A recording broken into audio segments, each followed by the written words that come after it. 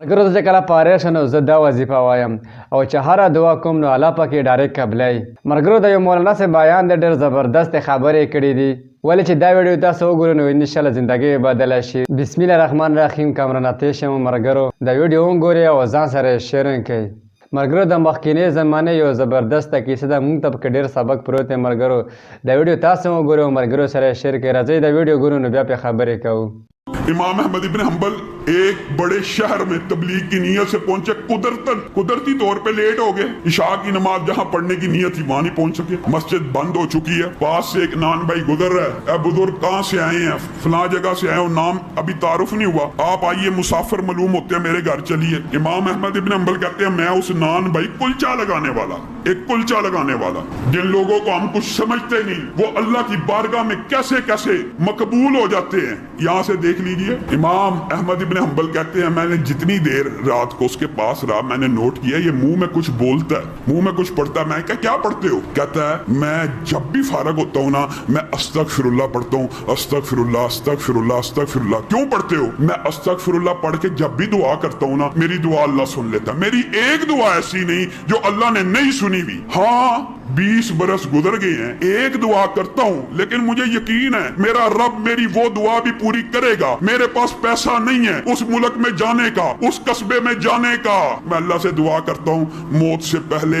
इमाम अहमद इब्न हंबल की जियारत करवा दी। इमाम अहमद इब्न हंबल रोना शुरू हो गए। कहा अल्लाह ने, मैं ही इमाम अहमद इब्न हंबल हूँ, मेरे कान से पकड़कर मुझे तेरे घर में पहुंचा दी है। बताइए इंसान अल्लाह से मांग रहा है, जब अल्लाह से मांग रहा है तो क्या उसको ये वहम होना चाहिए अल्लाह नहीं सुनेगा? ये वहम दिल से निकालना है, खलूस नियत से। फिर दुआ की कबूलियत के अंदर एक जो बड़ा सबसे बड़ा फैक्टर है वो ये भी है कि इंसान जितना सच बोलने वाला होगा उतनी जल्दी दुआ, इंसान का रिज़्क जितना पकीज़ा होगा उतनी जल्दी दुआ कबूल होगी। इसकी दलील क्या है? ये भी हदीस से साबित। नबी करीम सल्लल्लाहु अलैहि वसल्लम ने कहा एक बंदा खाना काबा के अंदर है, मुसाफिर है, मुसाफिर की दुआ कबूल होती है। जिन लोगों की दुआएं कबूल होती है ना, ये भी बात याद रखे, मौजू असल में तवील, अपनी बात को मुख्तसर करता हूँ इंशाल्लाह, उसके बाद तरावी पढ़ते हैं। जिन लोगों की दुआ कबूल होती है उनमें मुसाफिर शामिल है, उनमें मजलूम शामिल है, उनमें अल्लाह के फजलो करम से हम रोजेदार शामिल हैं। रोजेदार की पूरे दिन की दुआ कबूल होती है।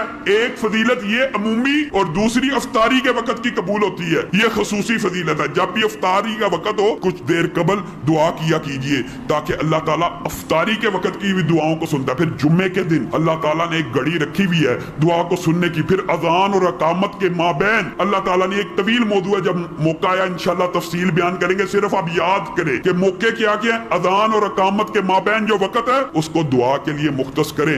बारिश हो रही हो उसको दुआ के लिए मुख्तस करें, दुराने बारिश भी। और फिर नबी करीम ने कहा कोई वालिद जब अपने बेटे के लिए या बेटी के लिए दुआ करता है अल्लाह ताला और उसके माबैन कोई हिजाब नहीं होता, वालिदैन की दुआ लगती है। इसीलिए नबी करीम ने यह भी मना कर दिया कि अपने बच्चों को बदुआ ना दिया करो। आम बंदे के मुंह से निकल जाता है दफा हो जाओ, लानत है तुझ पे, इस तरह के अल्फाज जब मुंह से निकलते हैं नबी करीम ने कहा कई मर्तबा कबूलियत का। मगर तاسو به دا ویډیو کتلی چې ډېر په خستان دا سره خبرې کړې دي، ولې موږ ته کې ډېر سبق پروت دی، موږ لګا توجه ورکړه.